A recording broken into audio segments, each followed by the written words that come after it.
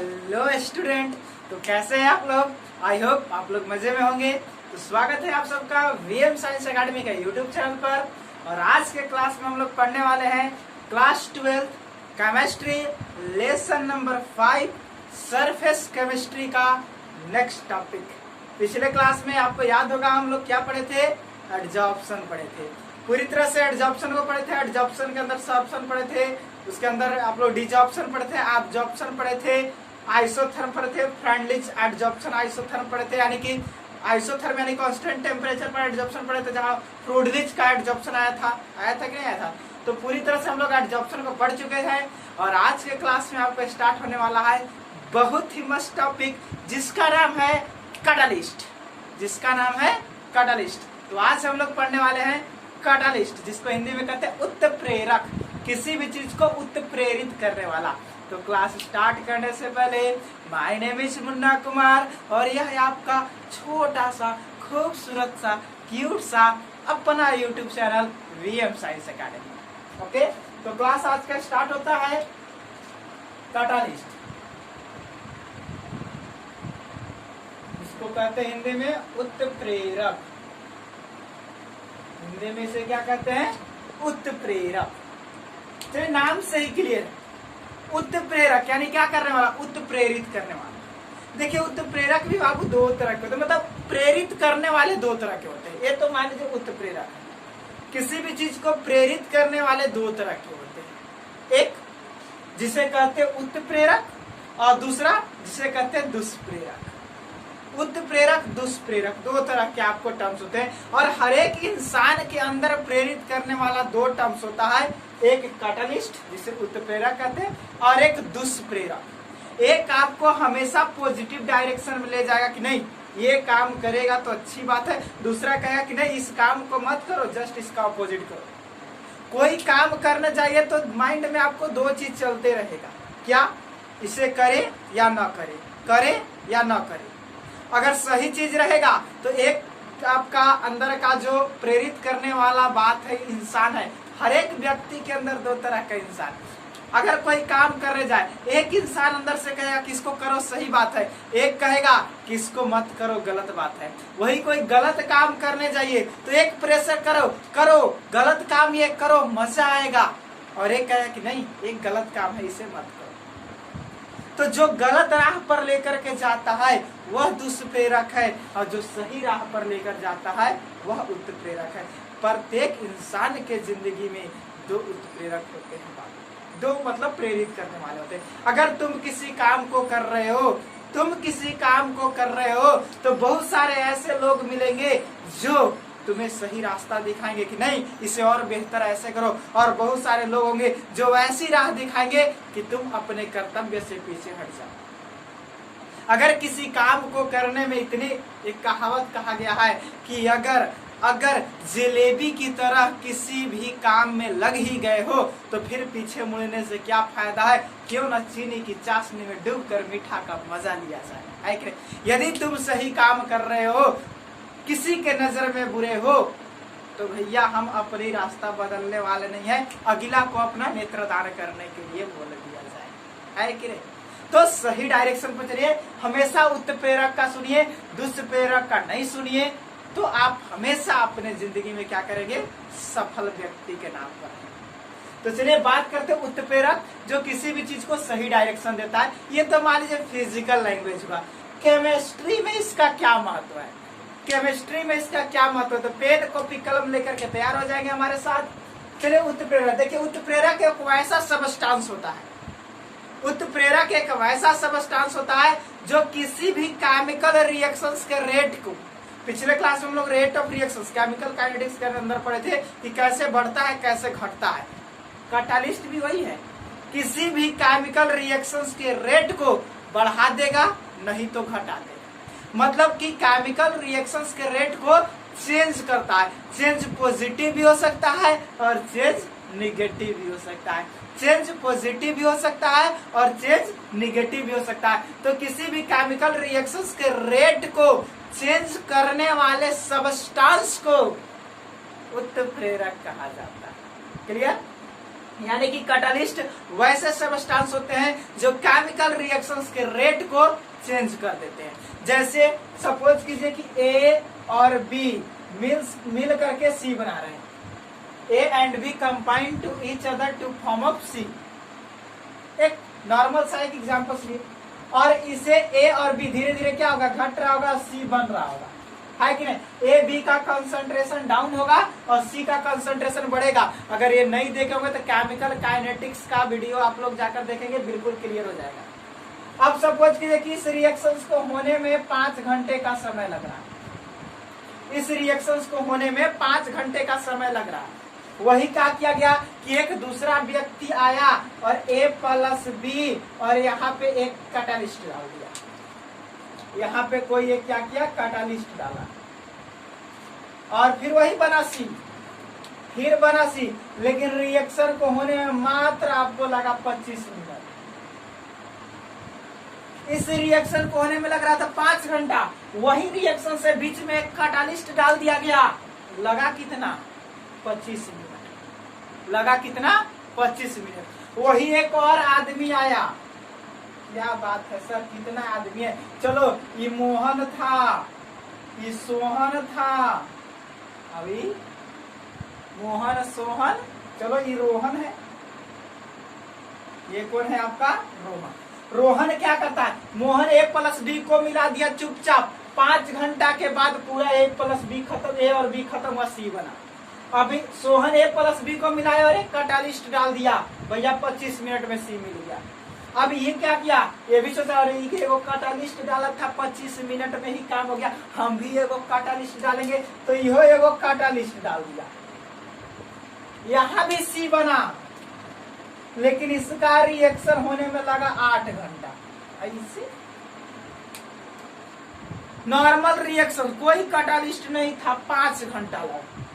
सोहन ने एक कैटालिस्ट डाला, 25 मिनट लगा। रोहन ने एक कैटालिस्ट डाला, 8 घंटा लग गया। और भैया एक आदमी था इधर जिसका नाम था राम। अब मोहन राम से कहता है, मोहन राम से कहा कि भाई ए और बी को मिलाते हैं तो सी बनता है। राम कहा कि अच्छी बात है। मोहन ने, ये ऑब्जर्वर है, यहाँ देखिए कहानी चल रहा है, मोहन ने ए बी को मिलाकर सी बनाया, सोहन ने भी ए बी को मिलाकर सी बनाया, और रोहन ने भी ए बी को मिलाकर सी बनाया। तो मोहन राम को कहा, किसने, मोहन ने, या राम ही क्वेश्चन पूछा, मान लीजिए राम का क्वेश्चन कि ए और बी को मिलाएंगे तो क्या बनेगा, तो मोहन ने कहा सी बनेगा, सोहन ने भी कहा सी बनेगा, रोहन ने कहा सी बनेगा। फिर पूछा कितना टाइम लगेगा, तो मोहन ने कहा 5 घंटा, सोहन ने कहा 25 मिनट, और रोहन ने कहा 8 घंटा। बड़ा गड़बड़ है भाई, ए प्लस बी मिलने से क्या बनेगा, सी, ठीक है। टाइम कितना लग रहा है, तो मोहन ने जब काम किया तो टाइम लगा 5 घंटा, सोहन को टाइम लगा 25 मिनट, रोहन को टाइम लगा 8 घंटा। ये क्या है भाई, तो पूछा क्या तुम लोग रिएक्शंस कैसे करवाए हो, तो मोहन कहता है कि हम कुछ नहीं किए, ए प्लस बी को वो कंटेनर में डाल के मिला दिए। सोहन से पूछा गया तो कह रहा कि हम एक कैटालिस्ट यूज किए थे। रोहन से कहा गया क्या, हम भी एक कैटालिस्ट यूज किए थे। यानी कि नॉर्मल रिएक्शन 5 घंटा में हो रहा है, एक कैटालिस्ट है जो उसे 25 मिनट में करवा दे रहा है, दूसरा कैटालिस्ट उसे 8 घंटे में करवा रहा है। यानी कि एक कैटालिस्ट रेट ऑफ रिएक्शंस को बढ़ा दे रहा है, यहाँ रेट ऑफ रिएक्शंस बढ़ गया और यहाँ रेट ऑफ रिएक्शन घट गया। यानी कैटालिस्ट वैसे सबस्टांस होते हैं जो रेट ऑफ रिएक्शंस को बढ़ा भी देते हैं और रेट ऑफ रिएक्शंस को घटा भी देते हैं। कैटालिस्ट वैसे सबस्टांस होते हैं जो रेट ऑफ रिएक्शंस को बढ़ा भी देते हैं और रेट ऑफ रिएक्शंस को घटा भी देते हैं। तो चलिए डेफिनेशन के साथ चलते हैं। ये तो अभी समझे होंगे कैटालिस्ट क्या है, क्या करता है, लेकिन कैसे करता है अभी देखेंगे। तो सबसे पहले कैटालिस्ट देख लेंगे क्या होता है। यानी वैसे पदार्थ जो किसी केमिकल रिएक्शन के रेट को चेंज कर देते हैं। चेंज बोले तो परिवर्तन, बढ़ भी सकता है घट भी सकता है। चेंज कर देते हैं उसे कैटालिस्ट कहा जाता है। तथा, तथा को क्या सर कैटालिस्ट हो गया, तथा इस प्रोसेस को, तथा इस प्रोसेस बोले तो इस प्रक्रिया को कैटालिसिस कहा जाता है। इस प्रक्रिया को क्या कहते हैं बाबू, कैटालिसिस कहते हैं। इस प्रक्रिया को क्या कहते हैं, कैटालिसिस। क्लियर। अब आइए कुछ हम रिएक्शंस देखते हैं ना। कैटालिस्ट समझ गए, वैसे पदार्थ जो किसी केमिकल रिएक्शंस के रेट को चेंज कर देते हैं। रेट को चेंज मतलब रेट को बढ़ा भी सकते हैं, रेट को घटा भी सकते हैं, दोनों में से कुछ भी हो सकता है। रेट बढ़ भी सकता है, रेट घट भी सकता है, उसे ही कैटालिस्ट कहते हैं। तो था इस पूरे प्रोसेस को बढ़ाने और घटाने, भैया कुछ प्रक्रिया हो रहा है ना, कुछ काम हो रहा होगा ना, उस पूरे प्रोसेस को क्या कहते हैं, कैटालिसिस कहते हैं। ठीक। अब आइए कुछ एग्जाम्पल देखते हैं। जैसे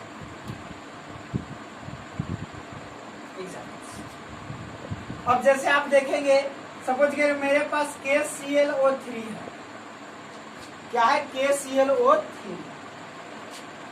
मेरे पास क्या है बाबू, आपको सामने दिखाई दे रहा होगा KClO3।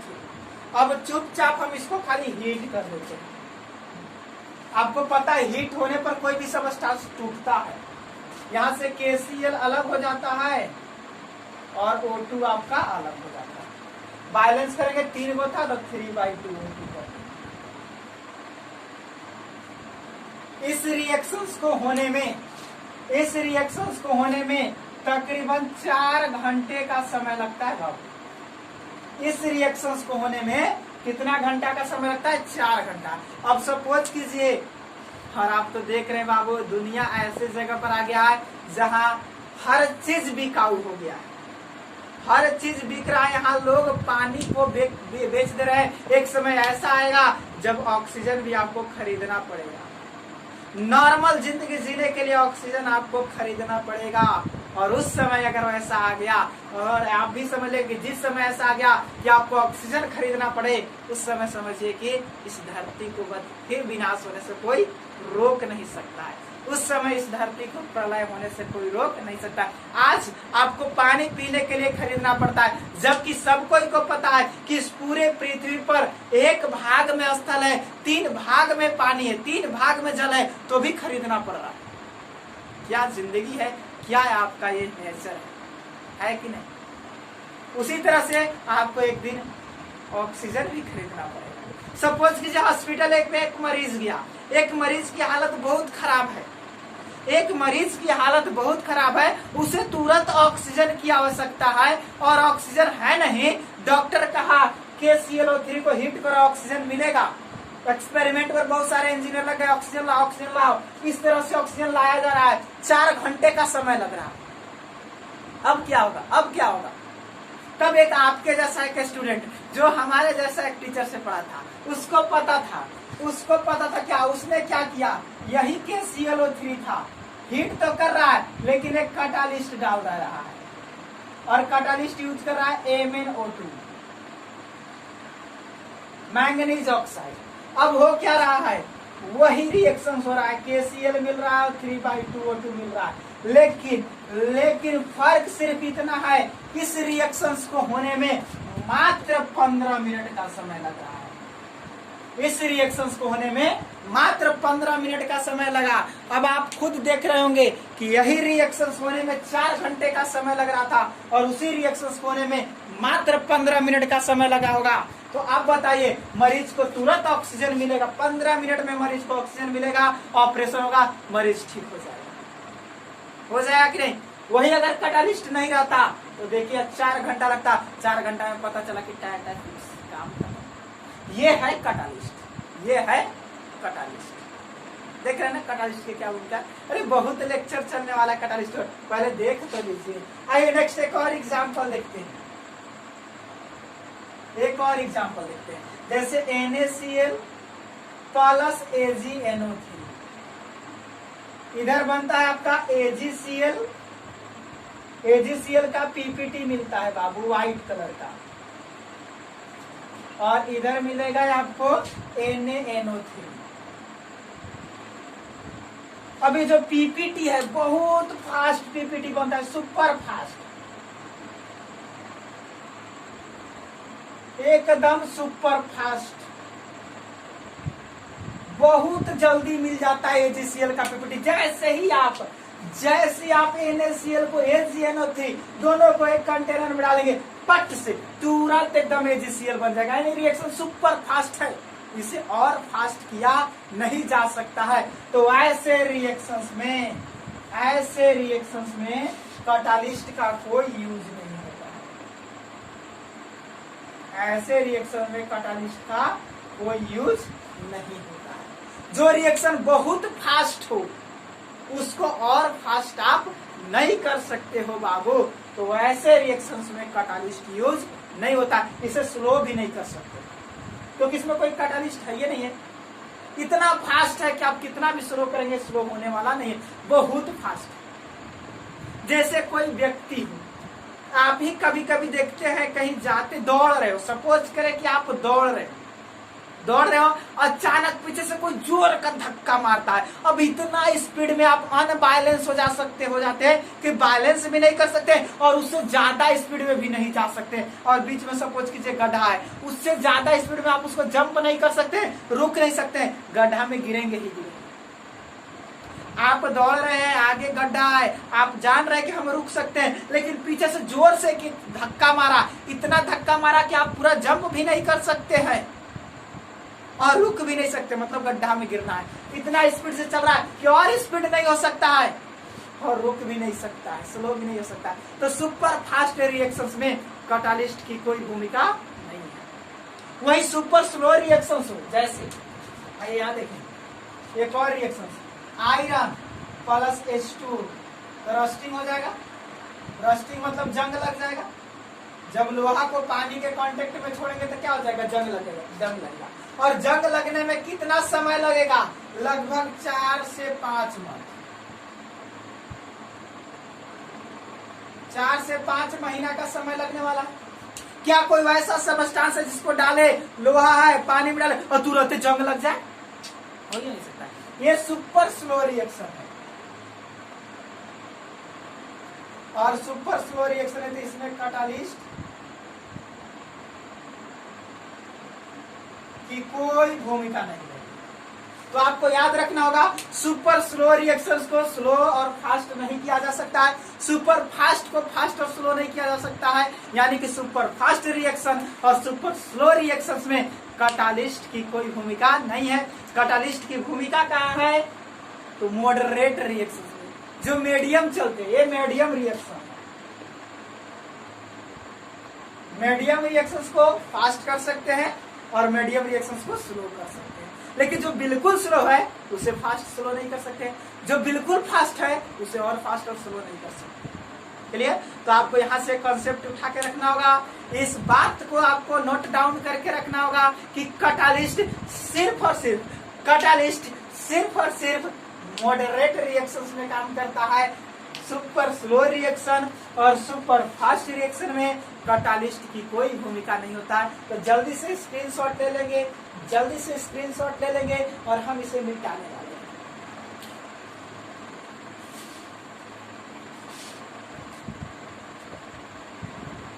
ये तो देखिए आप लोग केमिस्ट्री में कैटालिस्ट क्या कर रहा है, कोई भी चीज को बढ़ा दे रहा है, मतलब मॉडरेट रिएक्शंस को बढ़ा दे रहा है और घटा दे रहा है।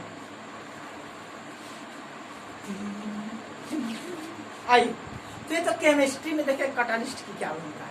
थोड़ा अपने डेली लाइफ में देखते हैं कि कैटालिस्ट की क्या भूमिका है, क्या मजा आ जाएगा कि क्या हमारे जीवन में भी कहीं कैटालिस्ट की कोई भूमिका है। तो याद कीजिए उस दिन की बात। अरे सर कौन दिन की बात याद करने के लिए करें? अरे उस दिन जब आप अपने कॉलेज में एडमिशन के लिए फॉर्म लेने के लिए लाइन में लगे थे, याद है? जब आपका एडमिशन हो रहा था कॉलेज में, तो याद होगा आप लाइन में खड़े होंगे क्या, और यहाँ पे खिड़की है, यहाँ पे फॉर्म मिल रहा है, आप लाइन में लगे हुए हैं और आप यहाँ पे हैं बाबू, आप यहाँ पे हैं। फॉर्म का भी मात्र 100 रुपया, ये फॉर्म का फी है। टाइम 10 बज चुका है, आप लाइन में आकर लग गए। 10 बजे सुबह आप लाइन में आकर लग गए। करीब 100 स्टूडेंट या 1000 स्टूडेंट लाइन में लगे हुए हैं। अब आपको पता है कि यहाँ पहुंचते पहुंचते शाम हो जाएगा और 3 बजे क्लास क्या हो जाता है, बंद। और आपको पता है कि हम वहां पहुंचने वाले नहीं हैं। तो आपको यहाँ पे पहुंचना है, आपको काम करना है, आपको यहाँ से यहाँ तक आना है, काम करना है। आपका फॉर्म आपको चाहिए, फॉर्म यहाँ से आपको चाहिए, फॉर्म मिल नहीं रहा है तो क्या करते देखे होंगे, याद कीजिए। तुरंत यहाँ पे थोड़ा सा दिमाग लगाएंगे और यहाँ से जो चपरासी महोदय इधर उधर घूमते रहते हैं, इस चपरासी महोदय को कहेंगे कि भैया कहीं हमारा फॉर्म ले आइए। तो इस महोदय को आप क्या कुछ पैसा देंगे, इस महोदय को मान लीजिए आप 50 रुपया दिए और इस चपरासी साहब का किए, यहाँ से फॉर्म उठा करके लाके आपको आपका काम जल्दी हो गया। जो आपका काम दिन भर में नहीं होने वाला था, दिन भर का जो समय लगने वाला था, वो 5 मिनट में चपरासी महोदय काम करे। अरे 5 मिनट में हुआ कब, इस 50 रुपए के कारण। यह 50 रुपया आपके दिन भर के काम को 5 मिनट में कर दिया।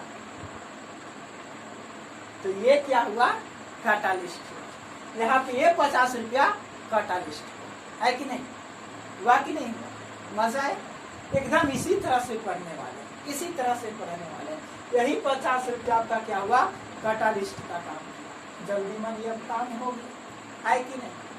तो ये था आपका कैटालिस्ट। अब आपको जाने की आवश्यकता नहीं है, 50 रुपया आप इनको दिए, ये कैटालिस्ट की काम। अब दूसरी चीज, 100 रुपया के फॉर्म था, क्या आपका फॉर्म 150 रुपया का हुआ, नहीं, आपका फॉर्म भी 100 रुपया का ही मिलेगा। ये 50 रुपया चपरासी की पैकेट में जाएगा। यानी कि जो आप 50 रुपया दिए थे वो आपके काम में कहीं दिखेगा नहीं, आप दिए वैसे ही बहरी बहरी रह गया, आपको 100 रुपया का ही स्लिप मिलने वाला। यानी कि कैटालिस्ट वैसे पदार्थ होते हैं जो केमिकल रिएक्शंस को चेंज तो करते हैं लेकिन रिएक्शंस में भाग नहीं लेते हैं, रिएक्शन में कंज्यूम्ड नहीं होते हैं। जितना भाग लेते हैं अंत में उतना ही निकल जाते हैं, बीच में किसी को डिस्टर्ब नहीं करते। 50 रुपया दिए, ये इस फॉर्म में अपना कोई भागीदारी नहीं दिखाएगा। ये चपरासी के पैकेट में जैसे आप बहरी दिए वो बहरी रह गया, जितना दिए वो वैसे ही बहरी रह गया, है कि नहीं। तो याद रखेंगे, यहाँ से नोट करेंगे, एक बात आप नोट करेंगे क्या, चलिए यहाँ से important point, IMPORTANT, important point की अगर बात करें तो फर्स्ट नंबर में कि कैटालिस्ट किसी केमिकल रिएक्शन में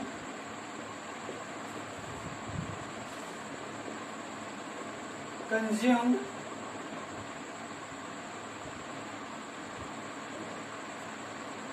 मतलब केमिकल रिएक्शंस में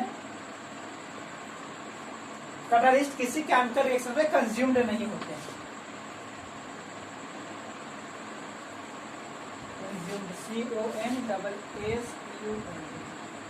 कंज्यूम्ड नहीं होते, या जितना होते हैं उतना अंत में बाहर निकल जाते हैं। कहने का मतलब कि कोई भी कैटालिस्ट केमिकल रिएक्शंस में भाग नहीं लेता है। अगर भाग ले भी लिया तो जितना भाग लिया है लास्ट में उतना क्या हो जाएगा, निकल जाएगा। अगर भाग ले भी लिया तो जितना भाग लिया है लास्ट में उतना क्या हो जाएगा, निकल जाएगा। चलिए अभी दिखाएंगे, एग्जाम्पल से दिखाएंगे। नेक्स्ट, सेकेंड नंबर, कैटालिस्ट किसी केमिकल रिएक्शंस को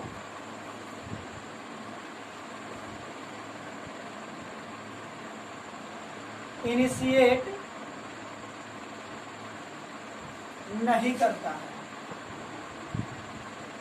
मतलब किसी केमिकल रिएक्शंस को ये स्टार्ट नहीं कर सकता है। अब फॉर्म भराइए नहीं रहा है, अब चपरासी को आप 50 रुपए दे दिए तो क्या वो फॉर्म ला के दे देगा, नहीं।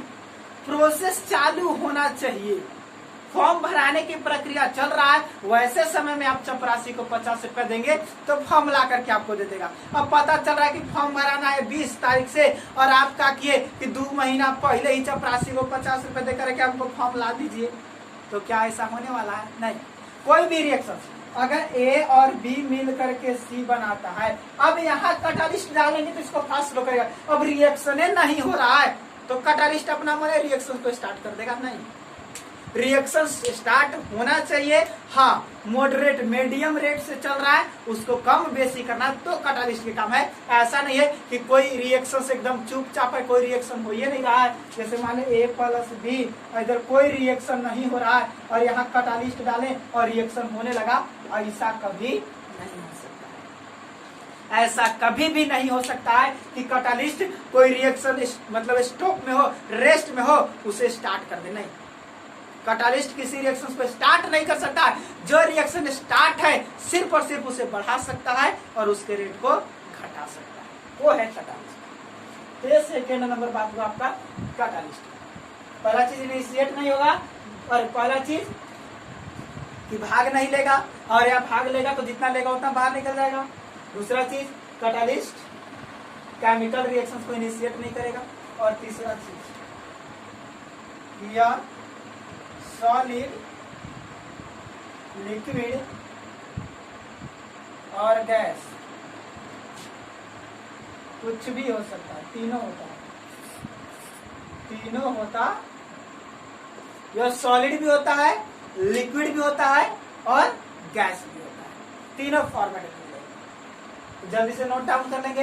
ये तो आपका इंपॉर्टेंट पॉइंट हो गया, इंपॉर्टेंट पॉइंट हो गया। अब बात करने वाले हैं कि कैटालिस्ट कितने तरह के होते हैं। तो कैटालिस्ट हम लोग देख लिए, कैटालिस्ट क्या होते हैं, फिर से हम कर दे रहे हैं। कैटालिस्ट ऐसे पदार्थ होते हैं जो केमिकल रिएक्शंस को रेट को बढ़ा सकते हैं, घटा सकते हैं, है कि नहीं। नेक्स्ट क्या देखें, तो यह केमिकल रिएक्शंस में कंज्यूम नहीं होते, मतलब भाग नहीं लेते हैं। अगर भाग लेते भी है तो जितना भाग लेते हैं लास्ट में उतना निकल जाते हैं। नेक्स्ट, कैटालिस्ट किसी केमिकल रिएक्शंस को इनिशिएट नहीं करते, स्टार्ट नहीं करते हैं। नेक्स्ट, यह सॉलिड, लिक्विड, गैस तीनों हो सकते हैं, है कि नहीं। अब बात करने वाले टाइप ऑफ कैटालिस्ट कि कैटालिस्ट कितने तरह के होते हैं। तो टॉपिक लगाएंगे टाइप ऑफ कैटालिस्ट, कैटालिस्ट के प्रकार। चलिए जल्दी से टॉपिक लगा देंगे।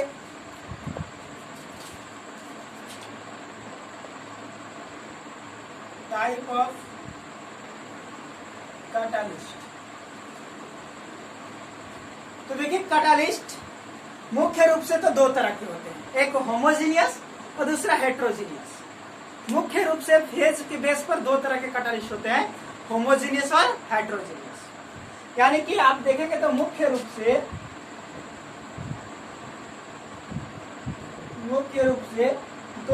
दो तरह के कैटालिस्ट होते हैं। पहला होमोजेनियस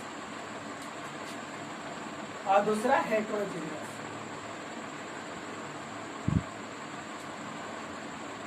लेकिन अगर सिंपल तौर से कहा जाए तो सिंपल फॉर्म में कैटालिस्ट 9 तरह के होते हैं। 9 सिंपल फॉर्म में कैटालिस्ट कितने होते हैं? 9, 5 और 4, 9।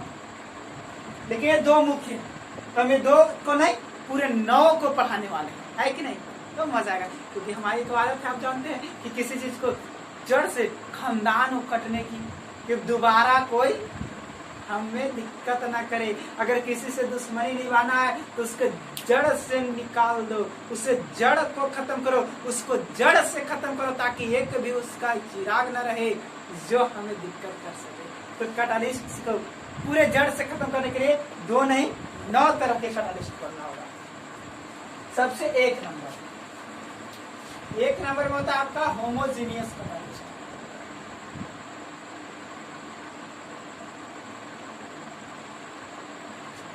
जिसको हिंदी में कहते हैं समांगी उत्प्रेरक, या एक समान फेज, या ऐसे देखिए समांगी उत्प्रेरक भी कर सकते, कोई दिक्कत नहीं। देखिए होमोजीनियस, होमो का मतलब होता है सेम,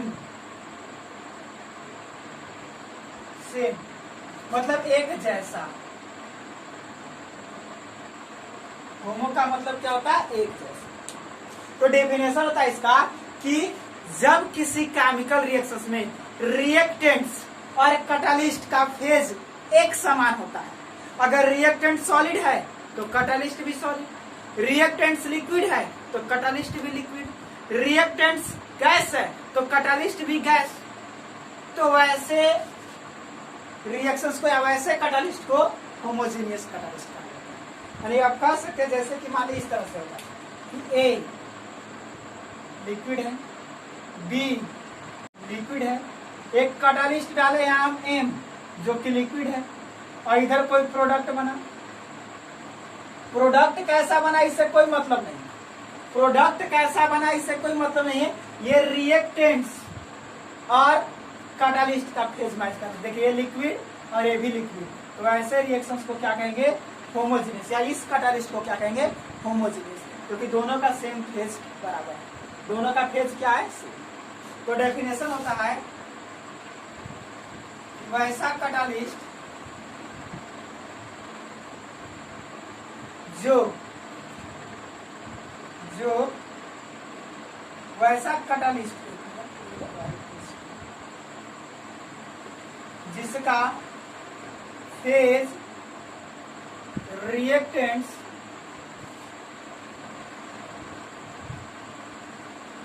के फेज ये समान होता है, ये समान होता है, तो उसे होमोजेनियस कैटालिस्ट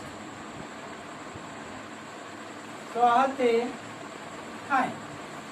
उसे क्या कहते हैं, होमोजेनियस कैटालिस्ट। जैसे एग्जाम्पल आप देखेंगे, एग्जाम्पल को आप ध्यान से देखेंगे, जैसे जैसे जैसे का मतलब क्या हुआ है, एग्जाम्पल। तो एग्जाम्पल हम आपको दिखाते हैं, जैसे हमारे पास सपोज कीजिए SO2 गैस, इसको ऑक्सीजन के साथ रिएक्टेंट्स करवाना है, बनता है SO3 in presence of N। इसके प्रेजेंस में काम हो रहा है NO के प्रेजेंस। अब SO2 क्या है, गैस है, O2 क्या है, गैस है, NO क्या है, गैस है, SO3 भी क्या है, गैस। थोड़ा बैलेंस कर लीजिए तो बाबू, ऑक्सीजन 2 और 2 4 है, यहाँ 3, गड़बड़ है ना, अरे गड़बड़ है ना, यहाँ 2 से गुना कर दिए तो 2 तिहाई 6, यहाँ 2 से गुना कर दिए। अब देखिए तो गैस गैस गैस, रिएक्टेंट्स का फेज, कैटालिस्ट का फेज, इसको आपको पता है क्या कहते हैं, रिएक्टेंट्स। तो रिएक्टेंट्स क्या है, गैस है, ये आपका कैटालिस्ट हुआ। देखिए कैटालिस्ट इस केमिकल रिएक्शंस में कंज्यूम्ड नहीं हुआ, भाग नहीं लिया, भाग लेगा तो प्लस में लिखते। तो इस केमिकल रिएक्शंस में कैटालिस्ट भाग नहीं लिया, लेकिन इसको चेंज कर दे रहा है, इसके रेट को फास्ट कर देता है। नहीं देंगे तो स्लो होगा, देंगे तो फास्ट होगा, है कि नहीं। एक कैटालिस्ट भी क्या है, गैस। तो जब रिएक्टेंट्स का फेज गैस और कैटालिस्ट का फेज, फेज बोले तो मतलब इसका फिजिकल स्टेट सॉलिड है कि लिक्विड है कि गैस है, तो ये गैस ये भी गैस, तो इस कैटालिस्ट को क्या कहेंगे, होमोजेनियस। इस कैटालिस्ट को क्या कहेंगे, होमोजेनियस। जल्दी से नोट करेंगे, जल्दी से नोट करेंगे, और भी दिखाते हैं, और भी दिखाते हैं, जल्दी से नोट करेंगे। चलिए यहाँ देखिए, जैसे हमारे पास दूसरा नंबर H2O2, इसको हीट कर देते हैं, हीट करने के बाद बनता है H2O प्लस O, ये स्लो, ये आपका एक्वस फॉर्म लेता है। हम यहाँ पे आयोडीन क्या डाल दिए, एक कैटालिस्ट डाल दिए, एक्वस फॉर्म। एक्वस बोले तो लिक्विड जलीय, एक्वस बोले तो लिक्विड जलीय। अब देखिए तो ध्यान से, एक्वस एक्वस दोनों सेम फॉर्म में है, इसका मतलब होमोजेनियस। आयोडीन यहाँ क्या हो गया, होमोजेनियस कैटालिस्ट हो गया, आयोडीन क्या हो गया, होमोजेनियस कैटालिस्ट हो गया, हुआ कि नहीं। और देखिए आपको इस तरह का और दिखाते हैं, जैसे एस्टरीकरण करते हैं, तीसरा रिएक्शन। एक और देखते हैं, CH3COOCH3 एस्टर, क्या है, एस्टर। इसको H2O जल से प्रक्रिया कराते हैं तो होता क्या है, H2O। देखिए हमेशा कहीं भी H2O मिले तो H2O को तोड़ना है क्या में, H में और OH में। ये निगेटिव होता है, ये पॉजिटिव होता है, इसकी निगेटिव पॉजिटिव मिल करके बनाता है कि नहीं? अब ध्यान से देखेंगे होगा क्या, यह H आकर के क्योंकि यहाँ पे आपका निगेटिव है और ये आपका पॉजिटिव है कि नहीं, तो होगा क्या, ये निगेटिव इस पॉजिटिव को पकड़ लेगा। कोई लाइट की प्रॉब्लम हो रही है क्योंकि बहुत जोर से आंधी चल रहा है, बाहर में बहुत जोर से आंधी हो रहा है, इलेक्ट्रिक खंबे पर वोल्टेज फ्लक्चुएशन चल रहा है, जिसकी वजह से आपको ये लाइट की प्रॉब्लम झेलना पड़ रहा है। लाइट की प्रॉब्लम ज्यादा नहीं होगा।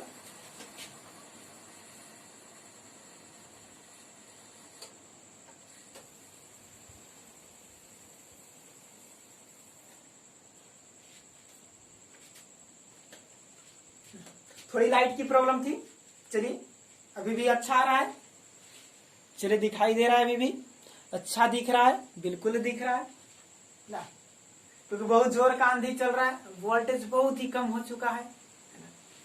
तो बात कर रहे थे हम लोग यहाँ बात कर रहे थे, तो सामने आप देख रहे हैं क्या लगा हुआ है, तो एस्टर है CH3COO CH3, इसको कहते हैं CH3 methyl CH3 methyl COO से एस्टर, डाई मिथाइल, एक मिथाइल दो methyl ester, dimethyl ester कहते हैं इसको, डाई मिथाइल एस्टर।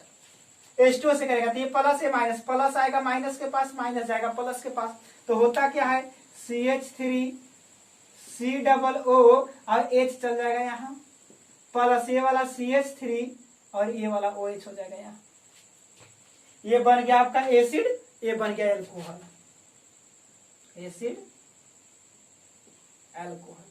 मतलब कि साफ साफ यहां से पता चल रहा है कि एस्टर को जल से प्रक्रिया करवाने पर एसिड ऑफ एल्कोहल बनता है, और ये आपका एक्वस फॉर्म में था, मतलब लिक्विड था, ये भी लिक्विड था, और एक कैटालिस्ट डाला जाता है HCl जो कि लिक्विड है।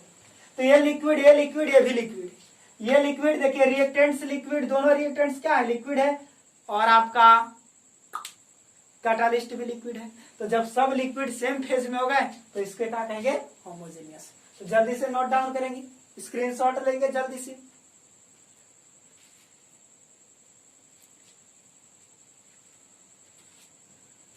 चलिए नेक्स्ट बात करते हैं आगे। तो ये तो फर्स्ट था होमोजेनियस, पहला आपका क्लियर हुआ जिसका नाम था होमोजेनियस। जस्ट अब बात करने वाले हम लोग हेट्रोजीनियस का।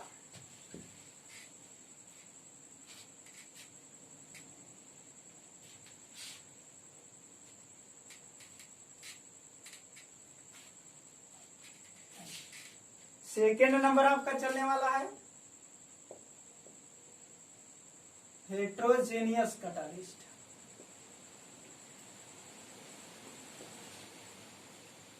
तो बात करें यदि हम लोग हेट्रोजेनियस कैटालिस्ट, हिंदी में कहते हैं विसमांगी उत्प्रेरक।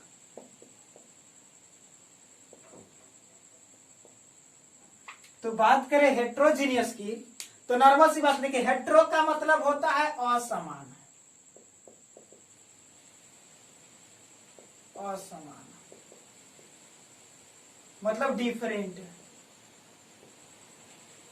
होमो का मतलब क्या था, सेम, मतलब रिएक्टेंट्स का फेज और प्रोडक्ट का फेज सेम आता था, लेकिन यहां क्या है, रिएक्टेंट्स का और प्रोडक्ट का फेज क्या रहेगा, अलग अलग।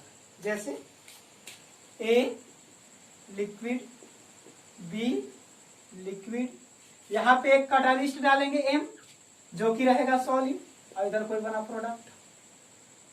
देखिए रिएक्टेंट्स लिक्विड है, कैटालिस्ट सॉलिड है, तो ऐसे कैटालिस्ट को क्या कहते हैं, हेट्रोजीनियस। यानी आप कह सकते हैं कि वैसा कैटालिस्ट जिसका फेज, या फिजिकल स्टेट भी कर सकते हैं, जिसका फेज रिएक्टेंट्स के फेज से अलग होता है, अलग मतलब दूसरा अलग होता है, तो उसे हेट्रोजीनियस कैटालिस्ट कहते हैं। बस हुआ क्या? तो बस दोनों का फेज अलग अलग रहेगा, रिएक्टेंट्स का फेज कुछ और रहेगा, कैटालिस्ट का फेज कुछ और रहेगा। एक एग्जांपल्स देखते हैं।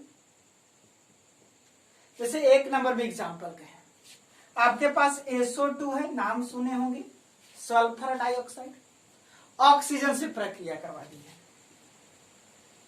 और एक कैटालिस्ट दिए इसको PT,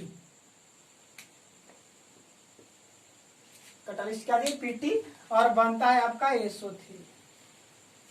थोड़ा बैलेंस कर लेंगे, 2 2 4, 2 से गुना 6, 2 से गुना हो गया बैलेंस। ओ सॉरी, थोड़ा सा इसको बैलेंस करेंगे, 2 और 2 4, यहाँ 3 है, इसको क्या कर देंगे? हाफ ऑटो कर देंगे, हाफ कर दिए तो 1 हो गया, 2 और 1 3। चलिए, यानी SO2 और ऑक्सीजन को मिलाकर के SO3 बना दिए।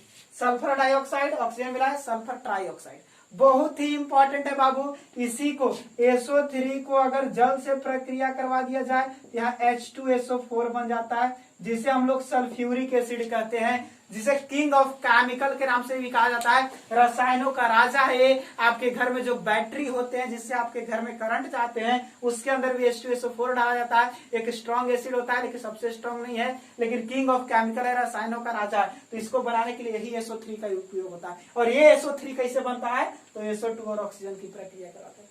यहाँ SO2 क्या है? गैस। O2 क्या है? गैस। और PT क्या है? सॉलिड। प्लेटिनम तो सर सॉलिड होता है ना, ये गैस मिला। यानी कि आप देखिए तो ध्यान से, रिएक्टेंट्स का फेज और प्रोडक्ट, अरे कैटालिस्ट का फेज मैच कर रहा है? नहीं कर रहा है। तो ये हेट्रोजीनियस कैटालिस्ट हो गया, क्योंकि ये गैस था, ये सॉलिड था। अगर यहां भी गैस रहता तो होमोजीनियस हो जाता है कि नहीं? बस यही ध्यान देना है। और बात करें, सेकेंड एक देखते हैं। आइए, अमोनिया NH3 की प्रक्रिया करवा दे रहे हैं हम, क्या से? ऑक्सीजन से, वही PT कैटालिस्ट के साथ।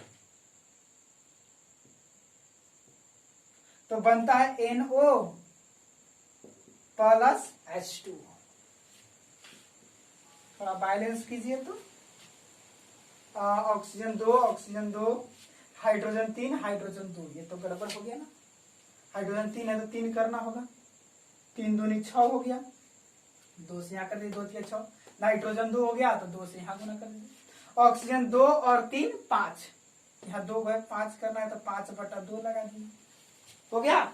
2 नाइट्रोजन 6 हाइड्रोजन 6 हाइड्रोजन, और ऑक्सीजन हो गया 5/2, यानी 5 गो, 3 गो 2 गो 5। यहाँ पे आप देखेंगे अमोनिया क्या है? गैस है। ऑक्सीजन क्या है? गैस है। और PT क्या है? सॉलिड है। तो gas gas solid, reactant gas और कैटालिस्ट सॉलिड। तो ऐसे कैटालिस्ट को कहा जाता है हेट्रोजीनियस कैटालिस्ट, जिसका फेज बराबर नहीं है। कैटालिस्ट का फेज और रिएक्टेंट का फेज क्या है? अलग अलग होता है कि नहीं? बहुत सारा एग्जाम्पल का तो गांज लगा देंगे यार। और ना एक और देखो, 3rd नंबर एग्जाम्पल इसी में, N2 plus H2, PT catalyst डाले, NH3 बनता है। N2 आपका गैस, थोड़ा बैलेंस कर लीजिए, नाइट्रोजन 2 मॉलिक्यूल्स, 2 से गुना 6 हो गया, 3 से गुना। ये आपका गैस है, ये आपका गैस है, और ये आपका सॉलिड है कि नहीं? ये आपका सॉलिड है। और भी बात कर ले, 4 नंबर एग्जाम्पल कुछ भी, बहुत सारा चीज हो सकता है। आइए, CO plus H2, carbon monoxide plus hydrogen, तो बनता है आपका मीथेन, CH3 प्लस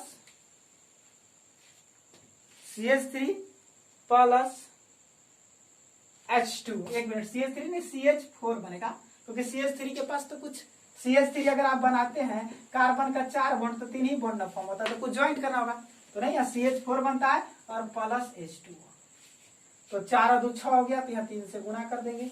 कहानी ठीक है।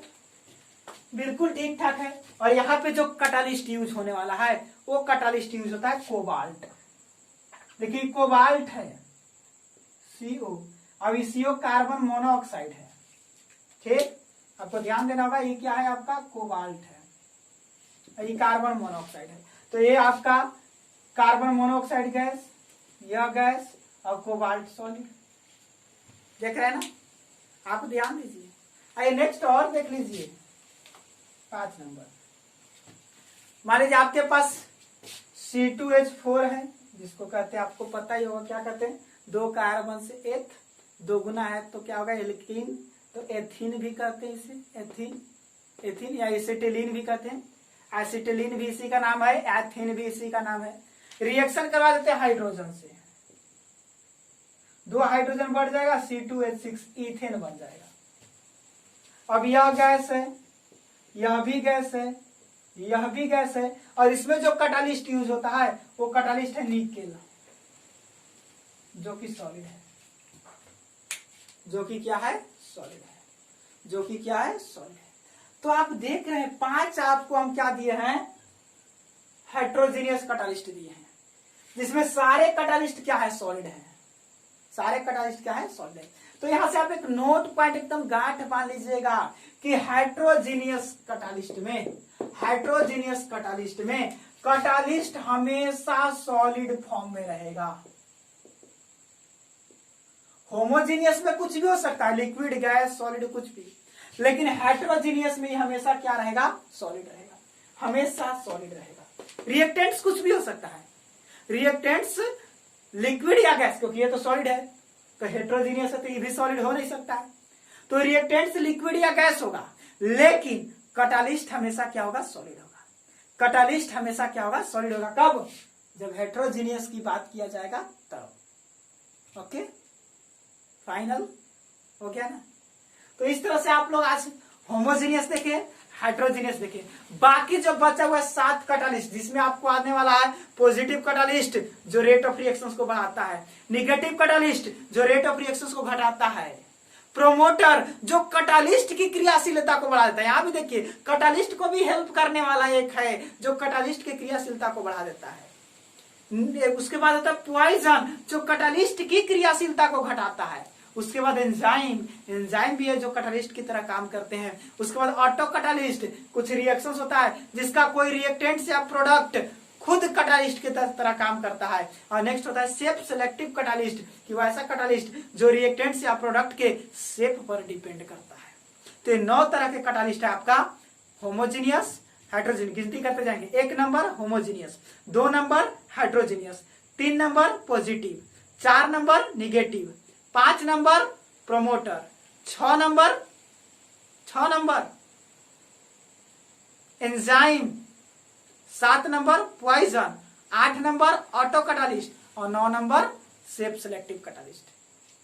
Homogeneous, heterogeneous, positive, negative, promoter, poison, auto, self selective catalyst और एंजाइम कैटालिस्ट। ये 9 कैटालिस्ट, 2 कैटालिस्ट आपको आज क्लियर कर दिए, बाकी कैटालिस्ट आपको मिलेंगे नेक्स्ट क्लास में।